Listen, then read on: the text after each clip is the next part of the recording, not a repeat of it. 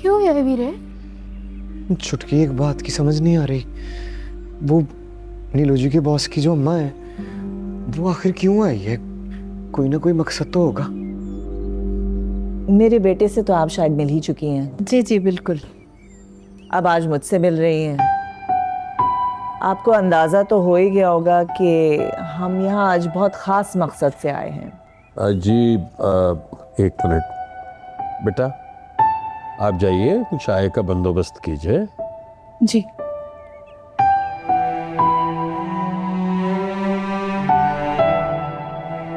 जी अब फरमाइए, आप किस खास मकसद के लिए तशरीफ़ लाई हैं आप? जी मैं कह रही थी कि हम ख़ानदानी लोग हैं, खुदा ने हमें इज़्ज़त से नवाजा है और हम अपनी कदरें नहीं भूलें। रिवायत पसंद लोग हैं, मशरिक़ी तहज़ीब और तमद्दन हमारे घर की ईंट ईंट में रची हुई है। माशाअल्लाह, ये तो बहुत अच्छी बात है। मेरे प्यारे वीरे, इस दुनिया में सब तेरी तरह अपने मकसद पूरा करने में लगे हुए हैं। बात तो तेरी 16 आने ठीक है, मकसद तो होगा, लेकिन है क्या? मुझे नीलम ने बताया है कि आप उसकी शादी का सोच रहे हैं। जी हाँ, हम चाहते हैं कि अपनी बेटी को अब इज्जत से रुखसत कर दें, लेकिन बीबी हम आपके आने का मकसद नहीं समझे। अगर आप ये चाहती हैं कि नीलम शादी के बाद भी जॉब करे तो। नहीं नहीं भाई साहब, आप मुझे गलत समझ रहे हैं। दरअसल मैं यहाँ इस सिलसिले में आई हूँ। फिर तो एक ही वजह बनती है उनके आने की। छुटकी वो नहीं नहीं वीरे, ऐसा नहीं हो सकता, तू गलत सोच रहा है। नीलू जी की बॉस का एक बेटा भी है और उम्र में भी बहुत फर्क है। फर्क चाहे छोटा हो या बड़ा, पैसा सब बराबर कर देता है। देखिए, मैं अमीर गरीब का फ़र्क तो मानती नहीं हूँ। दौलत आज है कल नहीं है। मैं नहीं समझती कि किसी शख्स या ख़ानदान को दौलत से तोला जाए। आप बजा फरमा रही हैं, हमसे बेहतर इस बात को कौन जानता है। आप बहुत माकूल बात कर रही हैं। इसीलिए मैं अपने बेटे वजदान के लिए आपकी बेटी नीलम का हाथ मांगने आई हूँ।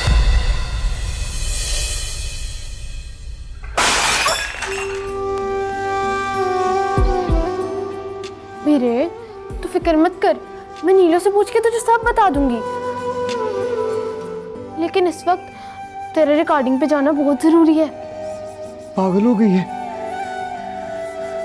यहाँ मेरी जिंदगी मेरे हाथ से निकल रही है, तुझे रिकॉर्डिंग की पड़ी हुई है। हाय दुखाने लगाए डेरे जो घर में, पल भर का उनको मेहमान कर दे।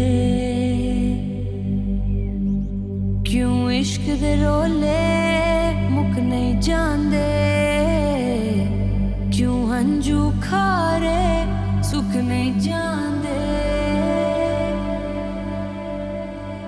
माफ कीजिएगा,